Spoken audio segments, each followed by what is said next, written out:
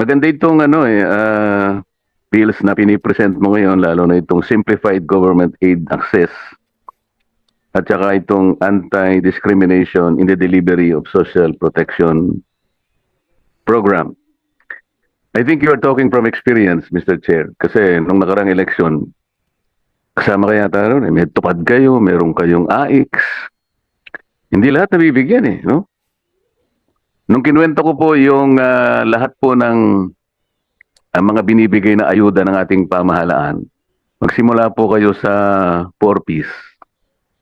Isama mo yung AIX, MAIP, tupad, at saka yung paborito ni Chairman na AKAP, 194 billion pesos. Hindi ko malaman kung nabibigyan lahat ng dapat bigyan. Ito siguro yung paraan para ma-address natin yun Lalo na po yung AKAP. Yung range po ng AKAP, Mr. Chair, is between 7 to 12,000 pesos. Yung AIX, nasa 3,000 pesos per beneficiary. Yung tupad, depende po sa dami ng araw na kanyang ipinagtrabaho. Pangkaraniwan po ay nasa 5,000 pesos po bawat beneficiary. Ngunit dahil walang guidelines po yung 4Ps meron sapagkat merong conditions po ang batas na nakalagay doon Pero yung AIX, yung MAIP, yung tupad at saka yung AKAP, very loose po yung wala pong guidelines. Kaya po hindi namin malaman kung ilan ang nabibigyan. I would like to believe with the huge amount of 194 billion pesos, matarget man lang sana doon ay yung pinakamahirap po na Pilipino na about 5.5 million households. Ibig sabihin po nun, naglalaro between 25 to 27 puro Filipinos. Pero wala po sigurong record yung mga AIX, yung tupad, yung AKAP. Sana po isang araw ay sa pamagitan ng committee ito, mapatawag natin yung nag-administer ng mga ayuda na yun. Ilan po yung nabigyan? Kasi yung lahat po ng mga ayuda na yun ay pantulong po sa pinakamahirap nating mga kababayan. Ang pinakamahirap po is between 25 to 27 million Filipinos. Kung nabigyan po 10% lang noon, sablay po yung programa. Kaya po tama ito na dapat walang discrimination. Salamat po, Mr. Chair. Yes, Senator Antueros. Salamat, Mr. Chair. At magandang umaga po sa inyo, Chair Erwin at Senator Dante Marcoleta.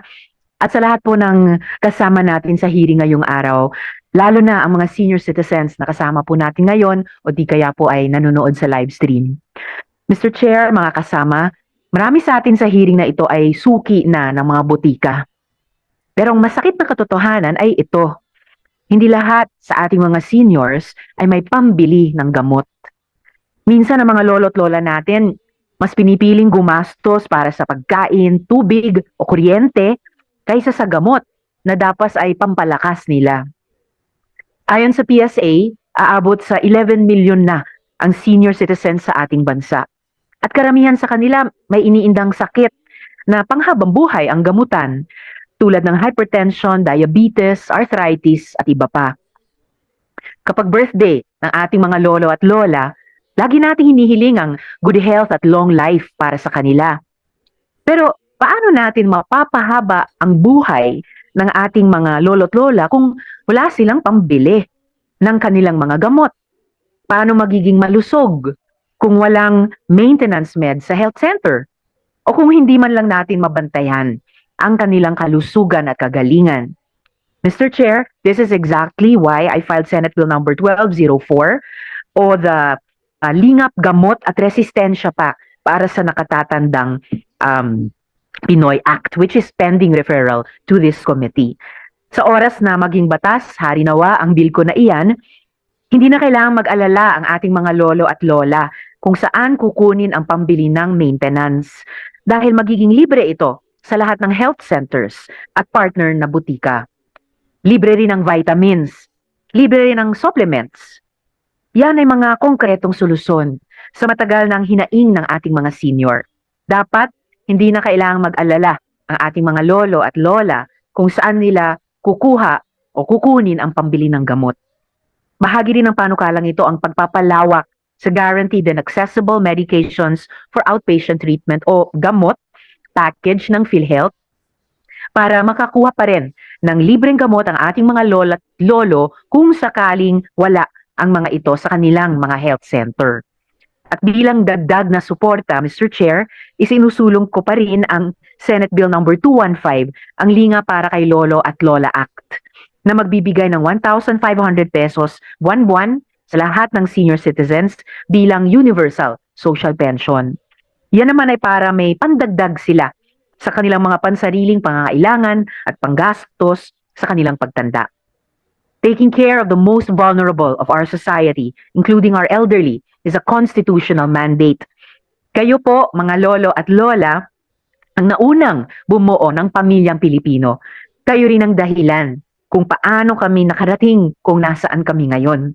Kaya, ang hiling ko po, Mr. Chair, ngayong umaga, sana ay mapagtulungan nating maisabatas ang tunay na pagkalinga at pagmamalasakit sa ating nakatatanda. Salamat po, Mr. Chair. Thank you very much, Senator Risa Ontiveros. May I now request the Committee Secretary Maria Clarinda Mendoza to acknowledge our resource persons. Committee Secretary, go ahead. Good morning. Good morning po sa atin lahat.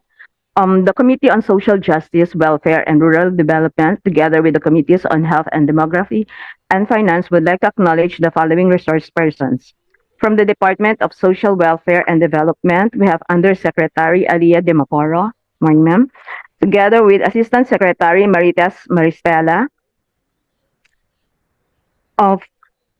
From the Department of Health, we have Ms. Maria Cristina Raimundo, Program Manager, Disease Prevention and Control Bureau. From the Anti-Red Tape Authority, we have Secretary Ernesto Perez, the Director General, together with Director Grace Fernandez of the Compliance Monitoring and Evaluation Office. From the Philippine Health Insurance Corporation, we have Mr. Jojit Mislang, Chief Social Insurance Specialist, and Attorney Ezekiel C., Social Insurance Officer, together with Dr. Ann Remonte of the Primary Care. From the Philippine Charity Sweepstakes Office, we have Attorney Liza Grace Pagano, Assistant General Manager, Gaming Product Development and Marketing Sector.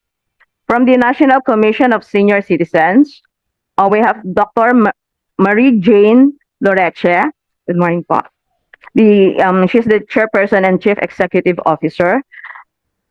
From the Coalition of Social Services for the Elderly, or COSE, we have the Executive Director, Emily Beridico.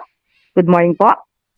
From the Federation of Senior Citizens Association of the Philippines, we have a member of the Executive Board, Mr. Benjamin Rosario. Good morning po.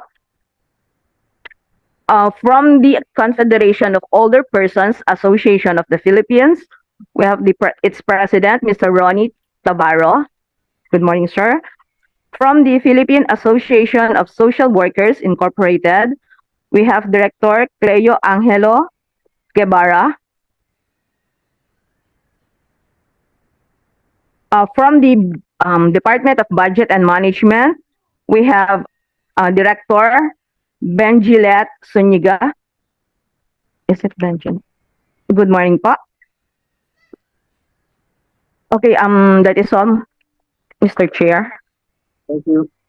Thank you, Committee Secretary. And thank you for attending the first public hearing of the Senate Committee on Social Justice, Welfare, and Rural Development, this 20th Congress. Para po sa kaayusan ng ating talakayan, and with the indulgence of my fellow senator here, we will proceed as follows. First, we will discuss the proposed legislative measures in this order: universal social pension, monthly maintenance medication support, simplified government aid access, and the anti-discrimination in the delivery of social protection program. We will allow brief presentations from DSWD, then DBM, DOH, and SCSC. Kung pwede po, limitahan natin to 5 minutes po ang ating presentation para tayo matapos because we're